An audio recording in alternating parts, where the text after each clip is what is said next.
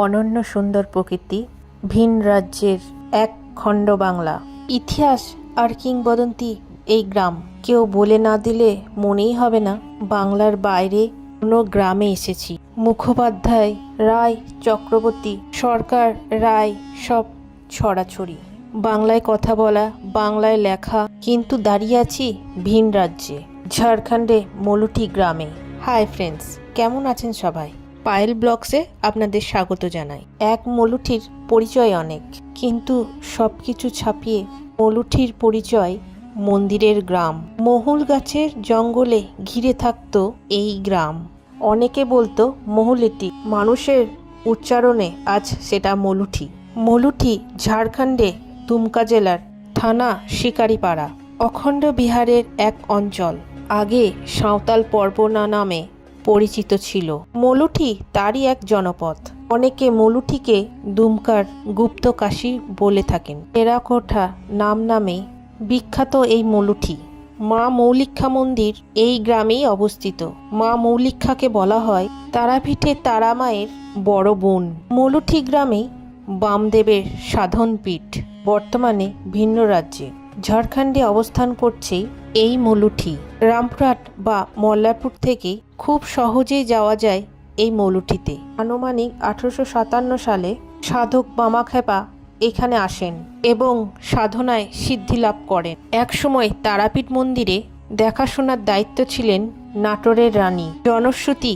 সেই সময় ঝাড়খণ্ডের তৎকালীন রাজা রোকা নদী পেরিয়েই মা তারাকে দর্শন করতে যেতেন এবং পুজো দিতে আসতেন। কিন্তু মন্দিরের সেবায়িত এবং কর্মচারীরা মহারাজকে অনেকক্ষণ বসিয়ে রাখেন। একসময় মহারাজা দেবীর দর্শন না করে ফিরে যান এবং নিজের মনোবাঞ্ছা পূরণের জন্য মলুঠি গ্রামে মৌলিক্ষা দেবী প্রতিষ্ঠা করে পূজা শুরু করেন। এদিকে তারাপীঠে তারা মায়ের পুজোয় নানা বাধা আসতে থাকে। নাটোরের রানী তখন স্বয়ং মা তারার কাছে স্বপ্না আদেশ পান তারা মায়ের পূজা হয়নি এখনো, এবং কারণটা জানতে পারে ঝাড়খণ্ডে রাজা দীর্ঘক্ষণ অপেক্ষা করে পুজো না দিয়ে ফিরে গিয়েছেন। তখনই লোকজন পাঠিয়ে মহারাজকে আনার ব্যবস্থা করেন এবং তার অনুরোধে মহারাজা তারাপীঠে তারা মায়ের পুজো করেন। মৌলিক্ষা কথাটির অর্থ, মৌলি হচ্ছে মাথা, আর ইক্ষা কথাটির অর্থ দেখা। গর্ভগৃহে ত্রিনয়নী এই মূর্তি ল্যাটারাইট পাথরের তৈরি। মায়ের শুধু মাথাটাই দেখা যায়, মায়ের কোনো শরীর নেই। মাতৃবর্তী। 8ম শতাব্দীর বৌদ্ধতান্ত্রিক শৈলী স্থাপত্য নিয়ে নির্মিত হয়েছে। বৌদ্ধিক তান্ত্রিক সাধকরা এখানে আসতেন। কথিত আছে পাটলিপুত্রের রাজা মলুঠিতেই অশ্বমেরও যজ্ঞ করেছেন। আদি শঙ্কর আচার্য কাশী বা বারাণসী যাওয়ার পথেই এদিক হয়েই গিয়েছিলেন। ব্রজায়নী অতিতান্ত্রিক সাধকরা এইখানে আসতেন।